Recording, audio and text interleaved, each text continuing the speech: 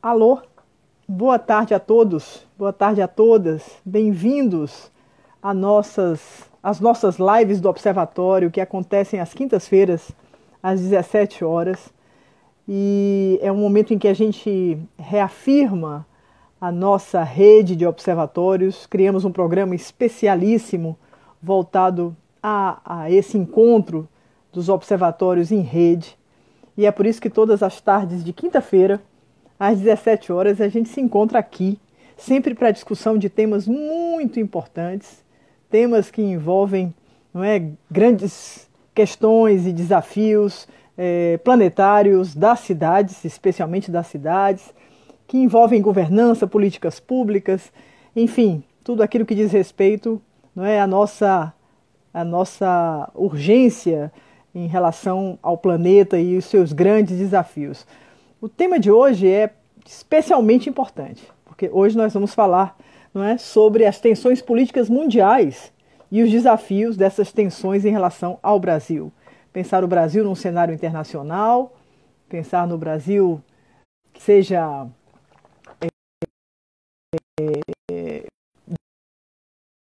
digamos, e vivemos, portanto, em rede, vivemos conectados, e daqui a pouquinho o Gustavo Guerreiro vai estar entrando, vai estar me pedindo aqui para entrar, e eu vou então adicioná-lo para que a gente possa conversar. É muito importante que a gente diga a todos que existe um observatório das nacionalidades, que é um observatório importantíssimo, que tem um papel essencial nesse momento, especialmente momento de grande crise mundial, de avivamento de tensões, momento de pandemia em que as questões internacionais se tornam ainda mais fortes. Nós vamos anexar aqui, precisamos que o Gustavo Guerreiro ele entre aqui, precisamos aí ajudá-lo a entrar para que eu possa chamá-lo, não é? Eu, por enquanto, não tenho. Deixa eu olhar se aqui agora vai. Acho que agora vamos conseguir chamá-lo.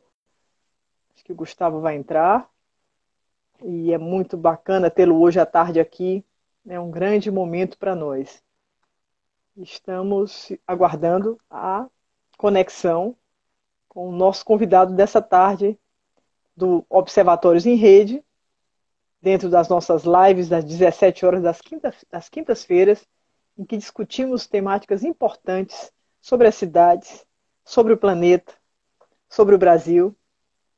E, portanto, hoje recebemos o nosso convidado, que está entrando agora. Sim! Olá, Tudo Gustavo! bom? Como é que está você? Olá, Tudo bem?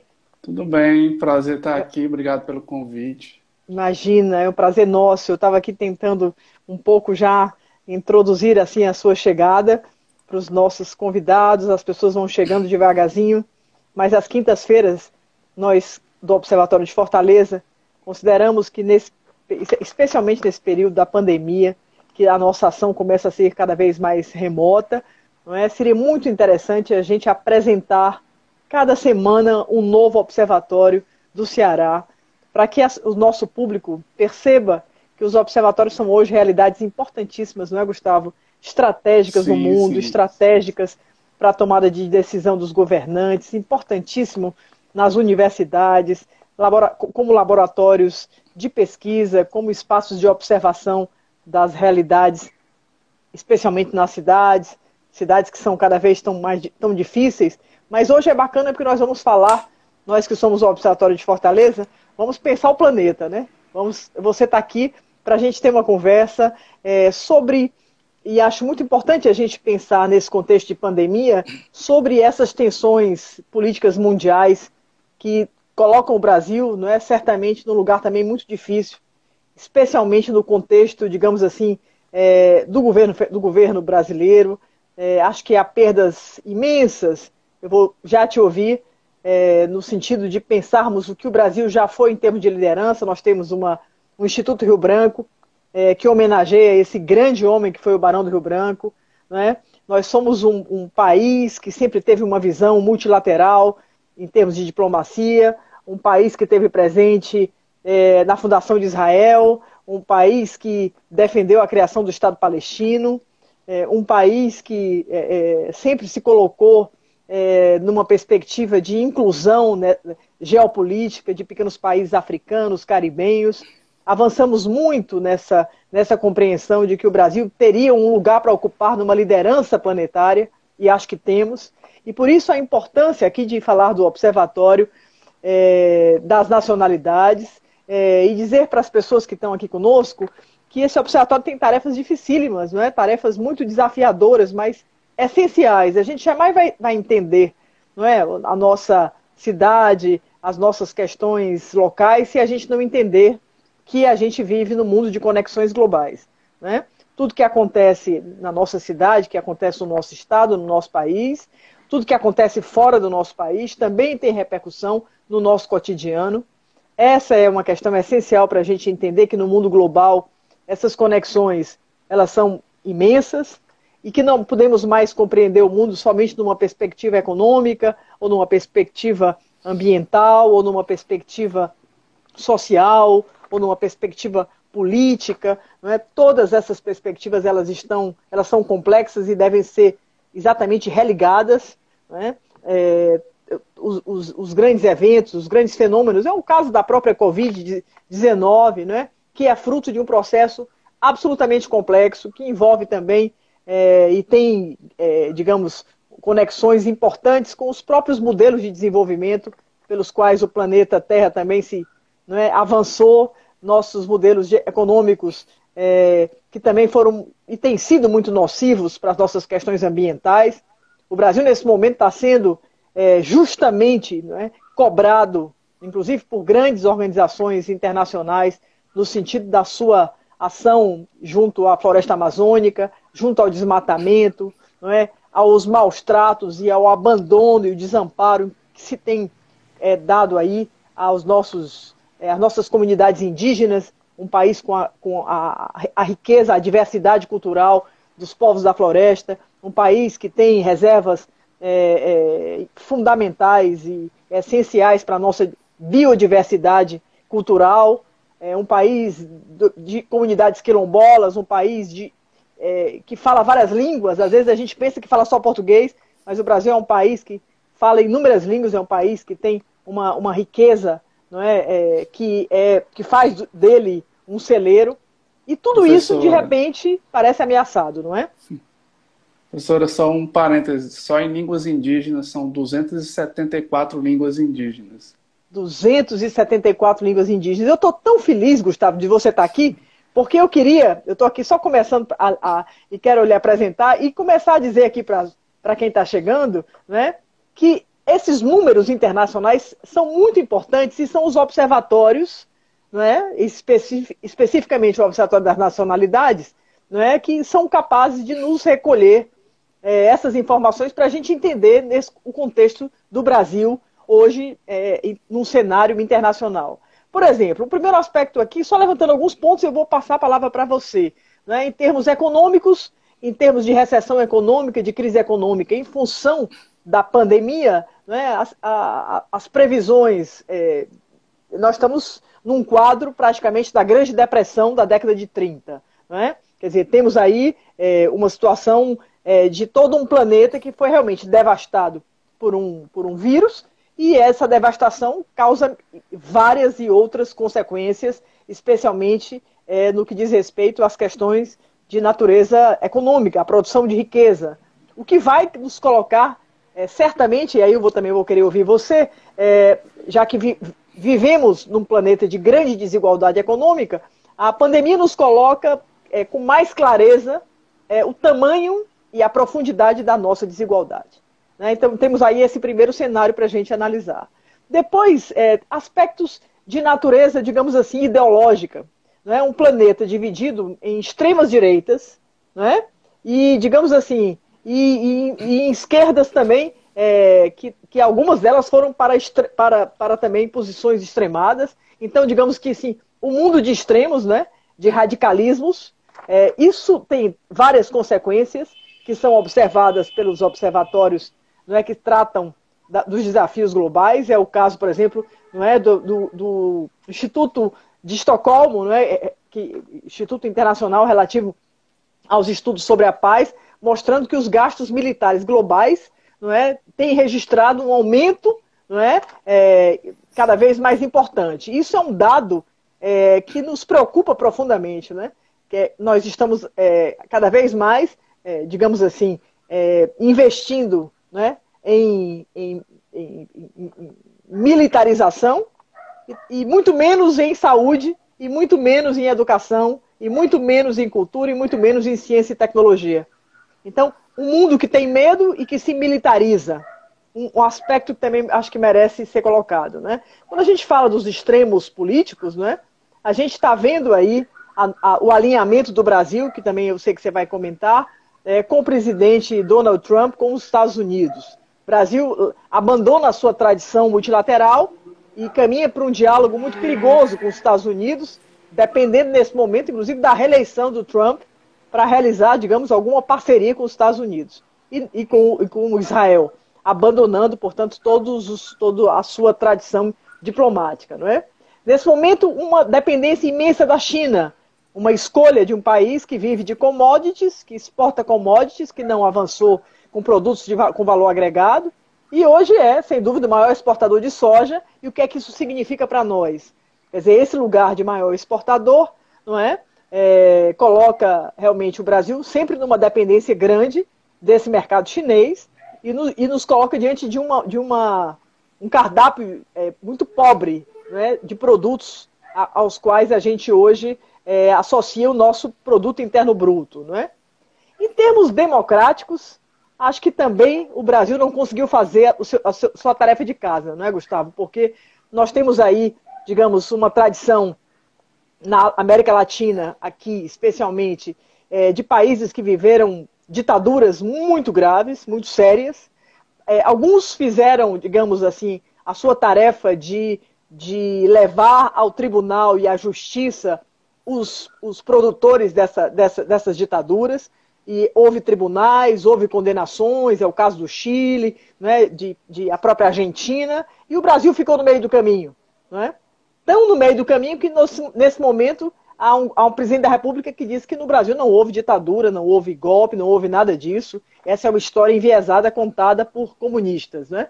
Então a gente vê aí uma escalada de tensões na América do Sul, né, com países que estão vivendo com graves situações, né, alguns em termos uns políticos, outros de conflitos, outros com uma visão neoliberal perigosíssima, né, de um Estado mínimo que mantém e acentua a desigualdade. Nesse momento, o Brasil, com sua biodiversidade cultural ameaçada, e quando nós pensamos aqui, esse ano, nós vamos comemorar daqui a pouquinho o centenário, no dia 26 de julho, de Celso Furtado, né?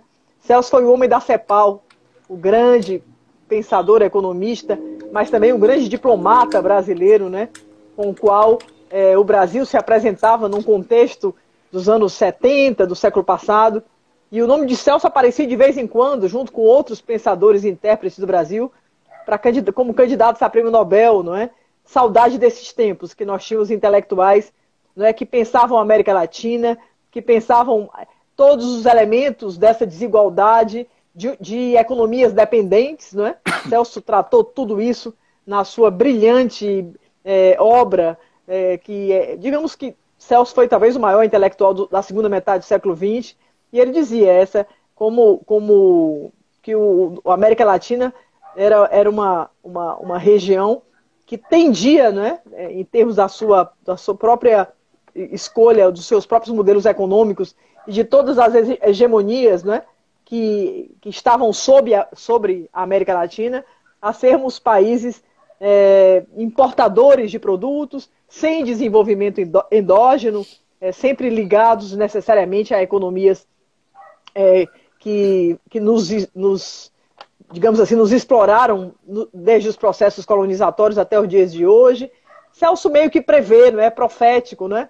Vamos viver num mundo com menos direitos sociais, com o Brasil com menor inserção internacional, com a precarização do trabalho, né? Celso, há 60 anos, previa o Brasil e lutava por uma América Latina que continua, digamos assim, sob o mesmo jugo.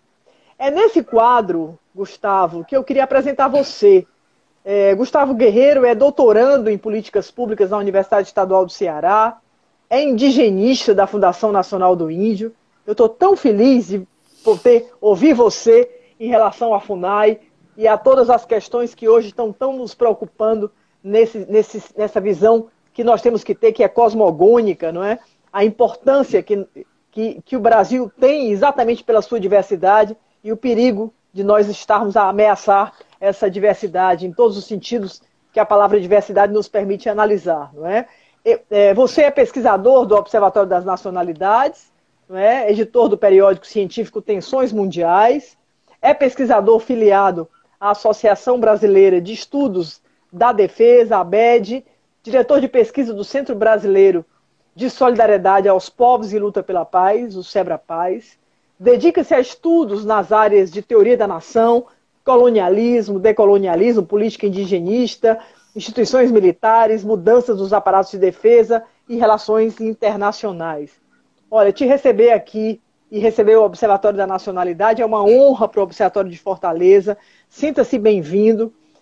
Estamos, assim, extremamente contentes de estarmos próximos e em breve estaremos todos numa mesma plataforma que nós estamos aí produzindo, que é a plataforma dos Observatórios do Ceará, e vocês vão estar conosco, e cada vez mais nós vamos poder conectar dados, trocar conhecimento científico, num mundo que hoje nega, não é? Alguns países, não todos, não é? Mas nós estamos vivendo num momento tão obscurantista no Brasil, que eu sempre, nas quintas-feiras, faço questão de dizer que cada observatório, né, é o exemplo da força, do êxito e da importância da ciência, do conhecimento verificado, do conhecimento demonstrado, do conhecimento científico metodologicamente produzido. E é o que fazem os observatórios que nos ajudam em todos os sentidos, aos gestores públicos, aos privados, à sociedade, a que a gente possa ser mais cidadão, né? Também é outra palavra que anda meio maldita, né? Tem gente que está achando que ser chamado de cidadão é coisa ruim, né? É o que a gente tem visto aqui no Brasil, da arrogância de uma certa classe média que, na verdade, quer se colocar num patamar acima da população e que, nesse momento, está muito mais preocupado com seus próprios interesses do que com os interesses de todo o povo brasileiro. É nesse quadro, Gustavo, que eu quero te passar a palavra e te dizer assim, como é que vai o planeta, Gustavo? Como é que vai o Brasil diante do planeta? Primeiro, eu queria agradecer a professora Cláudia pelas palavras e nós, Observatório, aqui nos sentimos honrados em participar dessa iniciativa, né? Dizer que o simples anúncio de que ia ser feita essa live aqui pelo Observatório de Fortaleza já provocou um grande alvoroço nas pessoas que são ligadas ao Observatório, então a honra é toda nossa, professora. E assim, a pergunta provocativa, né? O que eu tenho para dizer muito resumidamente é que nós não vamos bem, nem em âmbito mundial e nem em âmbito nacional.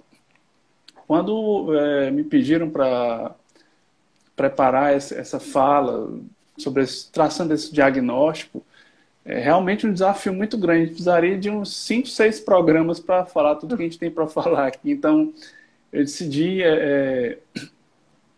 condensar um pouco aqui a fala em torno de alguns aspectos estruturantes e também adaptando um pouco ao que a professora já colocou inicialmente, nos instigou bastante, inclusive a mim também, a entrar nessa temática que a professora colocou. Mas eu queria destacar o seguinte, nesse momento que a gente vive essa crise da pandemia, ele tem se combinado com um aspecto muito importante do ponto de vista estrutural da economia política global, que é a crise multilateral da economia capitalista internacional. E essa crise ela vem no bojo dos modelos neoliberais que se entrelaçam com a ofensiva brutal do imperialismo dos Estados Unidos contra os direitos dos povos e as soberanias nacionais. Isso está escancarado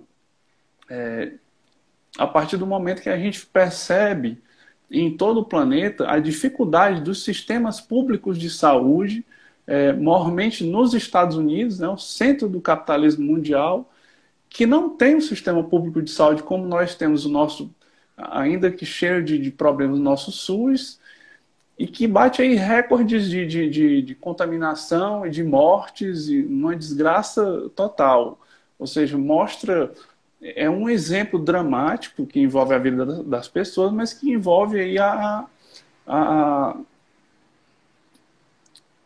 o modelo que está sendo colocado, que é o modelo neoliberal, que a professora falou, do Estado mínimo, né? O mercado tende a resolver todas as questões que envolvem a sociedade. Isso, a pandemia está mostrando que isso é uma falácia. A gente já sabia desde o começo que é uma falácia e, infelizmente, milhões de pessoas estão pagando com a própria vida, né? Então, esse é um primeiro aspecto que eu queria ressaltar acerca dessa conjuntura. Um outro fenômeno político e econômico e militar que eu acho que tem se destacado de maneira mais preponderante no quadro político internacional é o declínio da unipolaridade da potência mundial, que são os Estados Unidos. O que significa isso? É a disposição que os Estados Unidos têm em manter a sua hegemonia mundial em face ao seu poder imperialista. Então, nós estamos vivendo um momento em que, claro, é muito difícil você falar que está ocorrendo a derrocada dos Estados Unidos, dado a professora colocou muito bem, né, o CIPRE, que é o Instituto de Estocolmo de Estudos da Paz, que, aliás, existem vários institutos desses que estudam a paz no mundo afora. Mas, na verdade, eles estão estudando a guerra, né? O nome Estudos da Paz é só uma forma mais palatável de poder se projetar no mundo acadêmico e tudo mais. Então, eu sempre coloco que existe a despeito de tudo isso que nós estamos passando, crise econômica global, crise da pandemia global, crise dos modelos neoliberais, a gente vive uma escalada dos gastos militares, né? Eu tenho um capítulo de um livro com o professor Manuel Domingos Neto, que chama-se O Encolhimento dos Exércitos, que é dentro de um livro... desculpa, esse Encolhimento dos Exércitos está numa edição de Tensões Mundiais.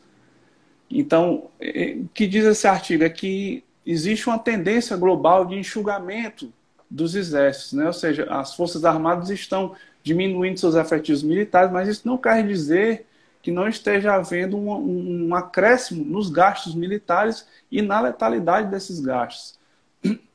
Daí o que explica, em parte, o que tem ocorrido. Do ano passado para cá, os Estados Unidos aumentaram em 5% seu orçamento no campo da defesa, ou seja, em plena pandemia, eles adotam uma estratégia militarizante cada vez mais forte, né?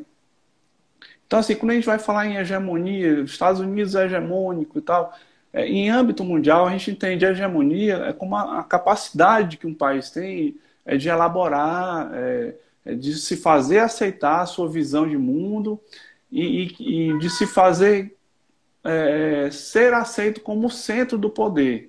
É isso que a gente entende por hegemonia. Então, o imperialismo vai muito nessa concepção de mundo que os Estados Unidos hoje são protagonistas, mas que está começando a sofrer um revés por conta da ascensão da China. E nos últimos anos, isso mudou agora com o governo Trump, nos últimos anos o que tem ocorrido é uma utilização dos mecanismos de negociação multilateral para a imposição de uma visão hegemônica. Os Estados Unidos têm feito isso de forma muito eficaz. O que eles chamavam ali no começo dos anos 90 de multilateralismo afirmativo. Esse é um termo que foi cunhado pela secretária de Estado Madeleine Albright, que era do governo do Bill Clinton. Basicamente era o seguinte: você utilizava fóruns de negociação multilateral para tentar impor sua visão de mundo. Um exemplo dramático disso foi a guerra do Iraque, né? A primeira guerra do Iraque foram duas, né? A primeira guerra do Iraque foi aprovada pelo Conselho de Segurança da ONU. A ONU deu aval para que houvesse aquela guerra absurda, né? Sobre pretexto de que havia armas químicas que até hoje ninguém nunca encontrou, e foi aprovado, todo mundo sabe, que por uma imposição dos Estados Unidos, né? Eles têm poder político para barganhar essa opinião, e eles fizeram isso com diversos outros fóruns, assim, mundo afora. Então, se for citar exemplos aqui, a gente vai passar o resto do dia e varar a noite. Então, assim, a despeito disso, houve uma mudança de postura geopolítica em relação a essa ofensiva imperialista, sobretudo com a eleição do Donald Trump. E houve um elemento, um pequeno detalhe, que foi a ascensão agora recente da China, que está para desbancar os Estados Unidos dentro de poucos anos como a principal potência econômica global. Não é pouca coisa. O que é que mudou? Os Estados Unidos, desde 8 presidentes atrás, desde Nixon até Obama, eles executaram uma estratégia de engajamento que era baseada numa convicção de que, abraçando a China, eles conseguiriam que a China se tornasse gradualmente mais capitalista, mais liberal, mais ocidental, e com isso os Estados Unidos ganhariam respeito, né? Só que aí, com essa ascensão rápida da China, houve uma mudança também de postura do Império em relação a ela, né? No governo Obama teve uma grande ênfase na Ásia, no que ele chamou de Rebalance to Asia Pacific, que é voltar as atenções para a Ásia e o Pacífico, né? Que é uma política externa que o Obama adotou, que era baseada assim, em 4 pilares básicos, que hoje é a base, inclusive, da política externa do próprio Donald Trump, que ele ainda não rompeu com isso, que é a alocação da Força Naval e Aérea para a Ásia, né? Ou seja, ele tinha que voltar agora as atenções militares para a Ásia, a negociação da parceria transpacífica, que era como se fosse uma alternativa à nova Rota da Seda, eu vou falar um pouco sobre ela, que fazia uma negociação com alguns países asiáticos e Europa e tirava de cena a China. E um quarto elemento que era a exploração política das disputas da China com seus vizinhos. E isso hoje a gente vê muito bem no conflito recente que teve agora na fronteira com a Índia. Também vou falar um pouco depois. Então, diante desse fenômeno, assim, dessa mudança de tratamento dos Estados Unidos em relação à China, e veja bem, eu estou falando disso porque isso molda as relações internacionais como um todo. É o ponto central de toda a discussão geopolítica global. Então, a China ela executa uma estratégia de política externa com alguns objetivos, né? Ela percebendo que existe essa confrontação, esse confronto mais rigoroso com os Estados Unidos, ela tenta evitar, né, o primeiro elemento é evitar o conflito militar direto com os Estados Unidos.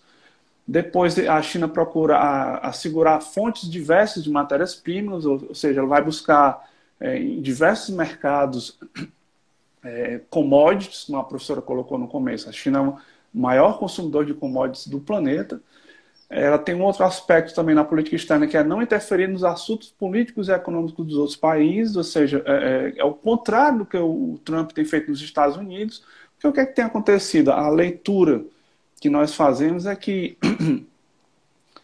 o Donald Trump, se você vê, diversos países estão sofrendo sanções dos Estados Unidos. Então, a política do Trump é de aquela America First, né, que é uma política extremamente centralizadora em tudo. Eles sempre foram America First, mas agora eles estão mais America First do que antes, né? Então, os Estados Unidos estão impondo sanções a diversos países. Então, isso está fechando o cerco dos Estados Unidos. Então, a China reconhece essa fragilidade e cresce em cima dessa fragilidade. Ela faz acordos de investimento, muitas vezes em infraestrutura, acordos comerciais, diversos acordos bilaterais, e não impõe nenhum tipo de... Aliás, deve ter algum tipo, mas não impõe condicionantes políticos e econômicos para essa cooperação. Então, ela tem se tornado um parceiro mais atrativo para esses outros países, sobretudo países em desenvolvimento, para essa expansão comercial e, consequentemente, a influência política da China. Um outro aspecto é o fortalecimento de laços, né, com países vizinhos, que, principalmente a Rússia, que tem se tornado o principal parceiro estratégico da China. Então, esse conjunto de ações tem propiciado o crescimento vertiginoso da influência chinesa no mundo. Um aspecto muito importante é o que eles chamam aí de a iniciativa Belt and Road, que é cinturão e rota, que é classificado como a nova rota da seda em âmbito global. Muitos dizem que o principal eixo comercial do planeta vai sair do Atlântico Norte, né, que é a Europa e Estados Unidos, e vai se deslocar agora para a Eurásia.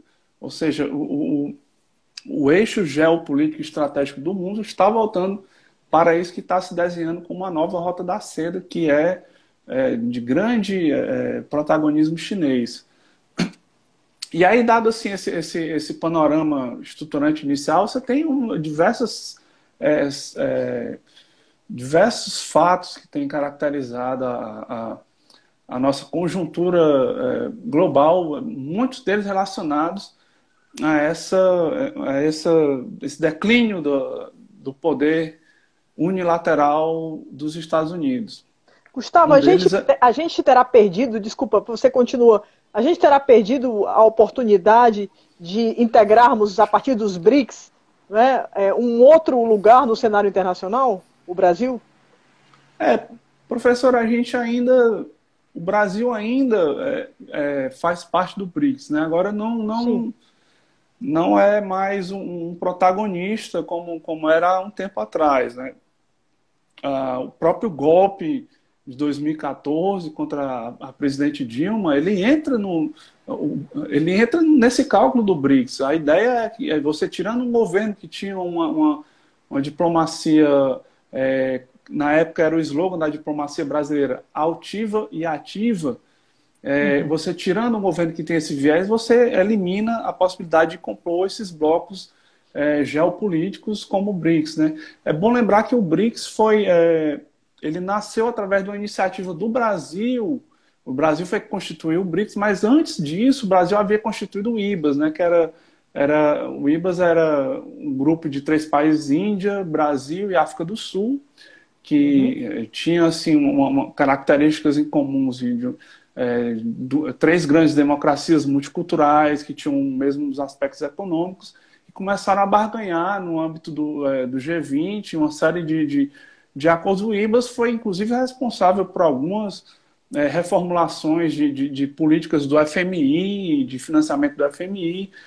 E a partir do IBAS foi que aquele economista, não estou lembrado do nome dele agora, é um economista eu vou já lembrar o nome dele, de uma revista The Economist, que ele que cunhou o termo BRICS, né? Porque ele identificou, além do IBAS, a China, né? Então, no começo era BRIC, não tinha África do Sul, que era Brasil, Índia e China. Depois foi incluída a África do Sul.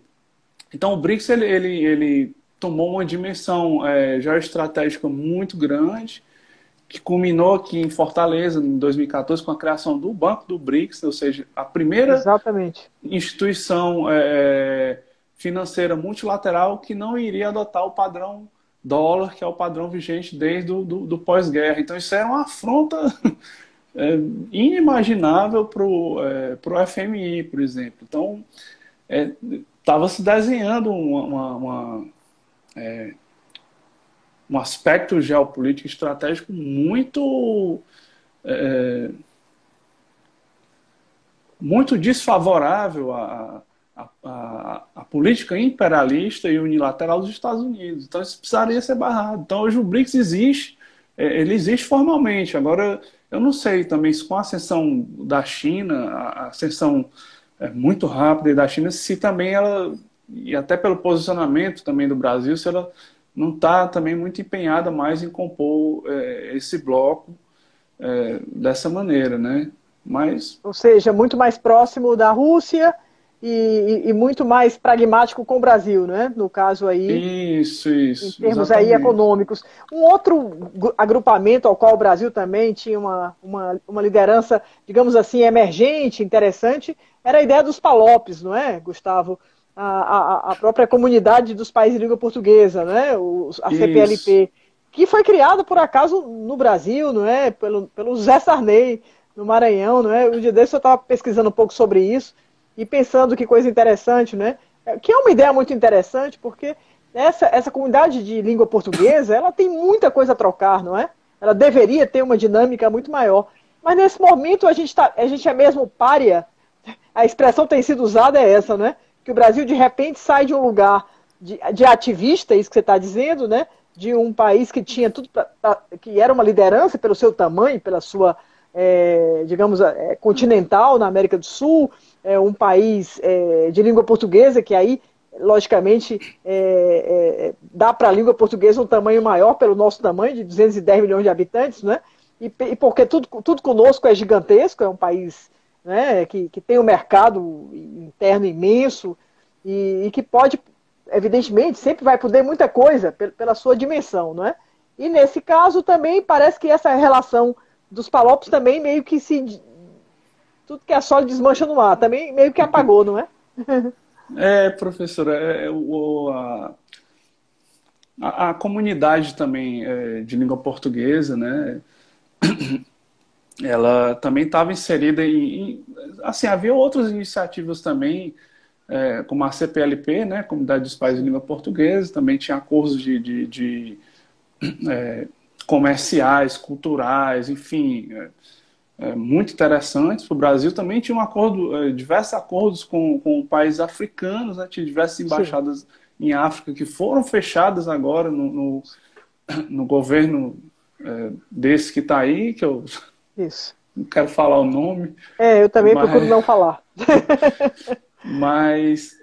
e esses países, interessante que esses países em que o Brasil tirou suas embaixadas, eles passaram a se alinhar com a China, assim, do ponto de vista dos acordos econômicos e tal, ou seja, era um espaço que estavam ocupados pelo Brasil, pela diplomacia brasileira, e também a questão das zonas de cooperação regional. Um exemplo é as opacas, né, que é a zona de paz do Atlântico Sul, que era uma iniciativa interessantíssima, que você tem, se você pegar o mapa da América do Sul e África, você vai ter o Oceano Atlântico e vai ter uma linha de ilhas, de territórios ingleses. Então você não poderia ter nada ali que não tivesse passando pela influência da Inglaterra, né? E as opacas vinham muito nesse sentido de você criar uma área de uma zona de paz. É interessante, professora. A gente tem em conta que assim, um dos principais aspectos, se não o principal aspecto de uma política externa é a paz. A Sem dúvida. paz e a soberania. Então, porque você, em paz e soberania, você não tem um ambiente necessário para, inclusive, ter as trocas econômicas e os intercâmbios culturais e tudo mais que envolve uma relação bilateral ou multilateral. Então, assim, as opacas também era um instrumento muito interessante, estava sendo colocado entre diversos países, não só falantes de língua portuguesa, mas foi também desmantelada, muito nessa linha dessa influência de desmontar a política externa brasileira. Em relação ao Mercosul, Gustavo, como é que você vê? O que é que existe hoje, efetivamente, digamos assim, vivo do Mercosul? Da ideia desse mercado do Sul, né? Do nosso, como diz o nosso Boaventura de Souza Santos, do Grande Sul, né? Ele gosta de falar que nós precisamos acreditar, não é, nas nossas experiências, nas nossas tecnologias sociais, o que é de novo, o que é inovador vem do Grande Sul, né? Ele fala das epistemologias do Sul. Nesse sentido, você vê aí o Mercosul com alguma chance de avançar sem a presença do Brasil nesse momento? Não, assim, eu eu não gosto muito de arriscar prognósticos, porque há um bom tempo atrás a gente não imaginaria o que é que se passaria hoje, né, É no verdade. nosso país e na América Latina, de modo geral, que Sim, tem sim. você tinha uma iniciativa de integração regional, a própria Unasul também, o Mercosul como a Unasul era uma tentativa de integração regional muito baseada não apenas nos aspectos econômicos, mas também políticos, né? O Mercosul, interessante, houve uma briga recente agora do atual presidente com o presidente da Argentina. Eu sei que o Brasil, antes, que era o maior parceiro comercial da Argentina, perdeu esse lugar agora para a China, né? E o Brasil é eixo central em qualquer política externa subrregional e em alguns aspectos na política global. Então, o Brasil se desinteressando pelo Mercosul, ele só existe no papel, ele não anda, não há perspectiva para isso. Como também com a própria Unasul, né? A Unasul, professor, quando ela foi criada em 2008, se eu não me engano, 2008, a Unasul serviu ela era uma blindagem, né, entre aspas, da intervenção estadunidense aqui no é, na nossa América do Sul. Ela, inclusive, serviu para resolver muitos contenciosos, como, por exemplo, em 2008 mesmo, havia quase uma guerra civil na Bolívia por conta de intervenção de um governador da área de Santa Cruz, ali, que é inclusive aquela área que colocou agora no poder aquela presidenta interina Jeanine Áñez, né, que é golpista, né, Sim, derrubou um governo sim. democrático.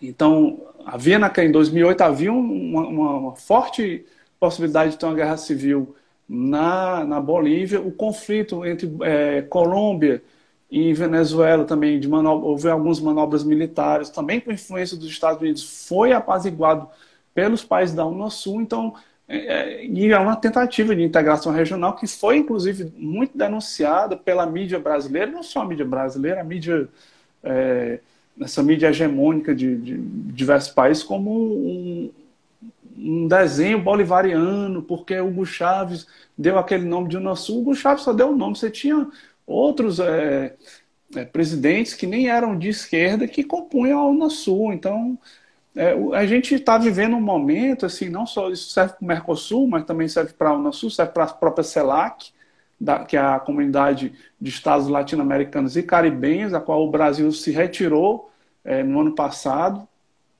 Então, a CELAC também uma tentativa de aglutinar a influência latino-americana e transformá-la num polo, num eixo geopolítico global. E é uma forma anti-imperialista de integração.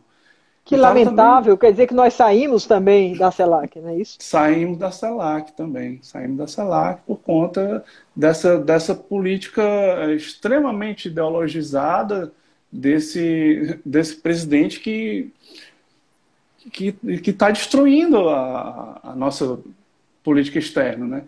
Interessante, quando você pensa em diplomacia, né, os estragos são muito grandes. Quando você pensa em diplomacia, você demora muito para construir uma política de relação com Exterior, outros né? países, política exterior, Sim. porque muitos deles dizem assim, mas olha só o exemplo agora, o Brasil votou contra o embargo, desculpa, votou pela primeira vez a favor do embargo contra Cuba. 27 anos eh, de condenação da ONU, o Brasil vota pela primeira vez, se eu não me engano, foi 187-3, os únicos países agora, Estados Unidos, Israel, que sempre votaram a favor do embargo, Sempre. E agora Brasil. e Agora agora o Brasil. Brasil. Então isso mancha a imagem externa do país e isso tem efeitos práticos, inclusive do ponto de vista das trocas comerciais. Isso pode implicar, inclusive, na nossa geração de empregos e tudo mais. Porque quando você chega assim para um chefe de Estado, só olha, mas aí mudou o governo e tal, isso aí foi um fato episódico, agora mudou o governo, aí ele não quer saber se é uma questão conjuntural. Ele vai se dizer o seguinte, mas vocês permitiram, a sua democracia permitiu que aquele governante chegasse ao poder. Então, isso se torna uma política de Estado, entendeu?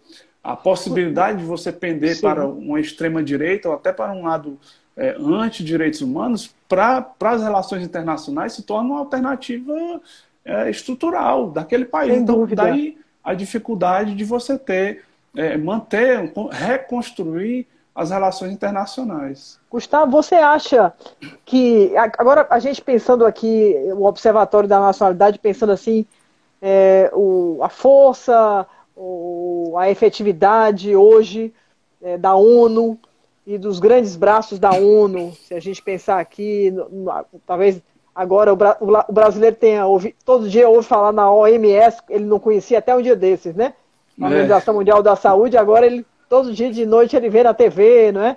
E os Estados Unidos não sair ano que vem, já está anunciado pelo Trump, né? E os Estados Unidos abandonaram, junto com Israel, por exemplo, eu participei na época, eu era secretário de Cultura do Ceará muito junto ao ministro Gilberto Gil, que nessa época o Brasil brilhava junto à Unesco, era uma espécie de grande liderança desse hemisfério sul, e o ministro Gilberto Gil tem um papel fundamental para a aprovação da Convenção da Expressão da Diversidade dos Povos, né? E essa Convenção da Diversidade Cultural é um documento fundamental, importantíssimo, né? E a pergunta que eu lhe faço, naquele tempo, realmente, eu fico me imaginando que quando se chegava na ONU, quando o Lula chegava na ONU, do lado com a Marina Silva, que era a nossa ministra do Meio Ambiente, do outro lado o ministro Gilberto Gil, como ministro da Cultura. O time era bom, não é? O time era de alto nível, né? E o Brasil brilhava, né? Era como se fosse uma grande esperança, né? Como diz você, tudo isso, a gente não imaginava que debacle nós iríamos viver em pouco tempo, né? E íamos desaparecer desse contexto internacional, né? Como temos sido denominados como um país que virou pária, né? No cenário internacional. Qual é a sua leitura sobre essas instituições, a importância delas ainda, no sentido, por exemplo, diante de atitudes como a do Bolsonaro, que tem arriscado a saúde do povo brasileiro, tem induzido, digamos, pelo seu próprio desleixo, por uma decisão que é dolosa, de permitir um genocídio, né, entre populações vulneráveis, nossos indígenas. Eu queria ouvir agora exatamente o estudioso da questão indígena, pensando aí esse nexo com as grandes instituições internacionais. Haveria chance do presidente Bolsonaro ser julgado num tribunal, como foi o Milosevic, como foram outros ditadores? Por crimes contra a humanidade. Eu acredito ainda que haja, né? A ONU sempre foi muito a reboque, foi criada aí no pós-guerra. A ONU foi muito a reboque do poder devastador dos Estados Unidos, né? Ninguém tem 40 ogivas nucleares para poder impor a sua... Ele vai lá e desrespeita, sai mesmo. A Segunda Guerra do Iraque, por exemplo, foi a revelia do sistema ONU. O que é que foi feito com os Estados Unidos? Nada, né? Então, eu acredito ainda que no caso brasileiro, nós não temos o poder de barganha tão gigantesco quanto os Estados Unidos para impor uma agenda de hegemonia. Então, a gente ainda pode se submeter em determinados casos, né? O presidente da República, quase que eu falo o nome dele agora, do maldito, ele é um genocida. Ele é um genocida. Ele promove, inclusive, a destruição sistemática da Amazônia, e ele não se dá conta de que a principal agenda global, da qual o Brasil se insere como uma liderança global, é a agenda ambiental, que diz respeito diretamente às mudanças climáticas. Então, ele causa problemas no âmbito externo para ele próprio, mas também para a economia nacional. Você tem produtores de diversos países europeus que estão boicotando produtos brasileiros, frutos de o próprio movimento indígena. Ele é internacionalmente muito articulado. Muito. Desde a década, entrando aqui o indigenista, né, na década de 1970, o próprio Estatuto do Índio foi criado a partir de pressões internacionais também. Então, a ditadura militar cometeu atrocidades com os indígenas, mas ela foi, em determinado momento, obrigada a reconhecer esses estatutos e acordos internacionais que protegem os direitos indígenas. Então, Bolsonaro está criando um problema seríssimo, inclusive problema econômico, porque você tem países que estão boicotando produtos de commodities, fruto de devastação ambiental. Teve agora, semana passada, um grupo de grandes empresas globais encaminhando um documento para que o presidente se empenhasse na preservação da Amazônia. Então, um completo idiota que não sabe. Ele é um idiota, não dá para dizer, não tem outro adjetivo. Não tem. Que prejudica ao próprio país em nome de uma panaceia, de um alinhamento com os Estados Unidos a todo e qualquer custo. Nem ele sabe o que ele está pretendendo. Né? E, na verdade, um alinhamento com uma pessoa, né? Porque, na verdade, se o Biden leva, eu acho que tem uma chance grande aí para o Biden nesse momento, né? Sim. Isso vai deixar o Brasil totalmente aí órfão, né? No sentido mais amplo, né? Porque aí não será Israel que vai salvar a relação internacional brasileira. E aí realmente aí o total desvario, né? E com uma falta de habilidade absurda de entender que todas essas questões ambientais estão totalmente ligadas com as questões econômicas. Por mais que E aí, quando eu lhe perguntei sobre as organizações internacionais e o peso delas, é porque eu queria, talvez até ouvir de você um pouco sobre a Agenda 2030, né? Para o desenvolvimento sustentável, que é uma agenda muito importante, que na verdade ela coloca aí objetivos, né? São 17 objetivos, né, que estão muito, digamos, focados com a questão da sustentabilidade dos modelos de desenvolvimento dos países. E essa questão climática, por mais que haja essa ignorância absurda, né, desses dois grandes, quer dizer, presidentes de dois grandes países, que são os Estados Unidos e o Brasil, nós não podemos ignorar esses dois países, né?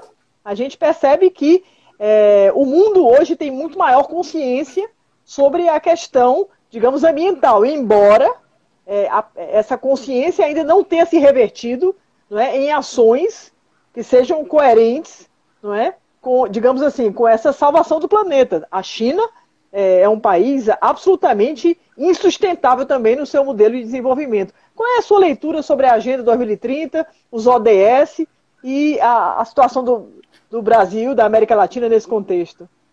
De um conflito de interesse, né, de modelos de concepção, inclusive econômica, que vão entrar em choque inevitável.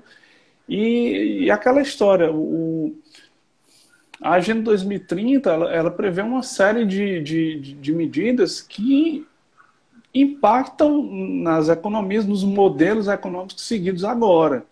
E, inclusive, modelos econômicos que estão pretendendo ser resgatados, que é o uso indiscriminado de combustível fóssil, carvão e tudo mais, a negação do aquecimento global produzida por essa ideologia da pós-verdade, né? Então, eu prevejo que haverá conflitos. Não dá para, professor, não dá para cravar o que pode acontecer. Sim, sabe? Lógico.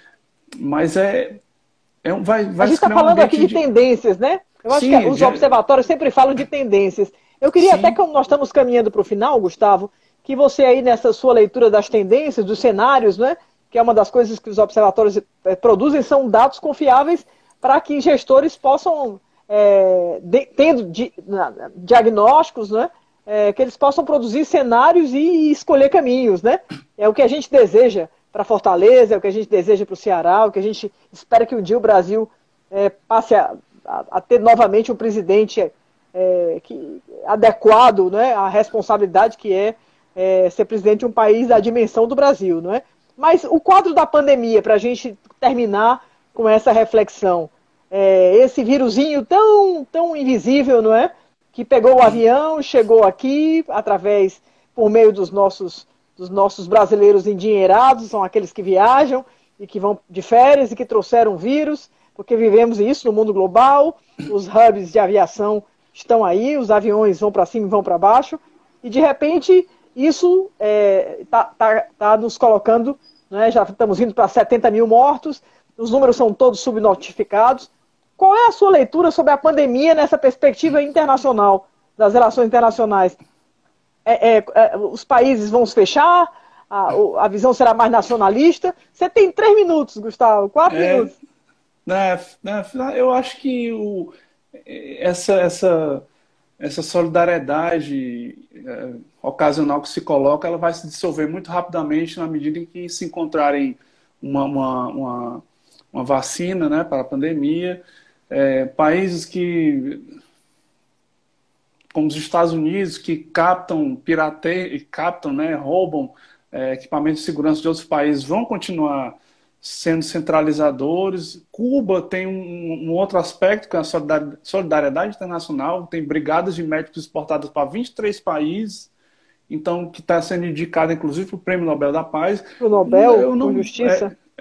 São as brigadas Henry Reeves, indicadas para o Prêmio Nobel da Paz. Henry Reeves era um soldado estadunidense que foi lutar na Guerra de Independência de Cuba, e aí eles decidiram homenagear esse cara lá.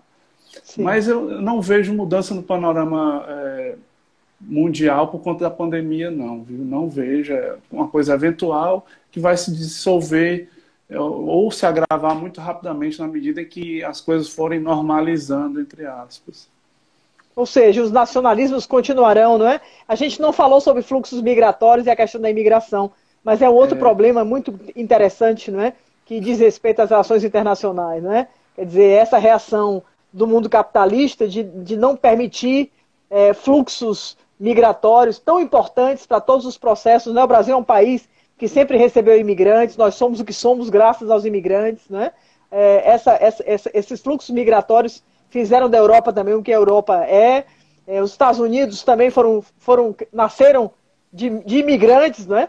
E, no entanto, hoje o mundo continua cada vez mais com mais muros do que pontes, né? Eu acho que a pandemia, na tua leitura, eu também vejo essa tendência, que não, por mais que haja movimentos solidários no sentido de solidariedades locais, essa visão dos muros continuarão, não é? Sim, eu acho que muito mais grave até do que a questão da migração é a dos refugiados, né?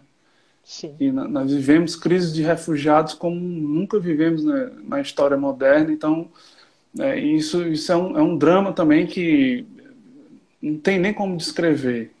Não tem como descrever. O fluxo de pessoas não vai parar quando isso acabar, não vai diminuir. Agora, a forma como ele vai se dar, é isso aí que a gente precisa ainda observar direitinho. Né?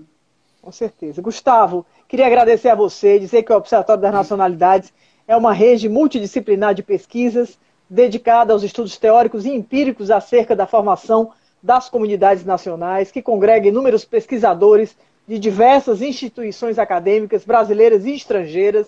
Vale a pena conhecer a revista Tensões Mundiais, que é produzida pelo Observatório, que reúne artigos e trabalhos científicos de pesquisadores de diversos continentes. Foi uma super tarde bacana. Eu queria agradecer ao Gustavo Guerreiro, a revista aqui para a gente ver, para quem está com a gente. Vamos fazer uma propaganda e vamos dizer que os observatórios estão aí exatamente para produzir dados científicos e para mostrar e demonstrar a situação em que vivemos, em que o planeta se encontra, os nossos desafios e a necessidade que a gente tem de mudar o mundo. Não vamos desistir de mudar o mundo, né, Gustavo? Essa é uma tarefa dos observatórios, né? Produzir conhecimento que possa mudar o mundo, fazer do mundo um lugar melhor, né? Eu queria agradecer profundamente a você essa sua contribuição tão competente, tão brilhante, tão qualificada, e dizer que em breve nós vamos ter aí uma plataforma, não é, onde todos os observatórios do Ceará estarão juntos, conectados e trocando dados e oferecendo dados para a população, porque sem conhecimento de qualidade, basta de fake news, basta de mentira. Vamos produzir conhecimento com valor, não é? Com valor agregado. Muito obrigada, boa tarde a todos, até semana que vem, próxima quinta-feira das nossas tardes do Observatório, que são as nossas lives nesse momento. Um grande abraço, Gustavo, muito obrigada. Obrigado, professor, a gente que agradece. Muito obrigada.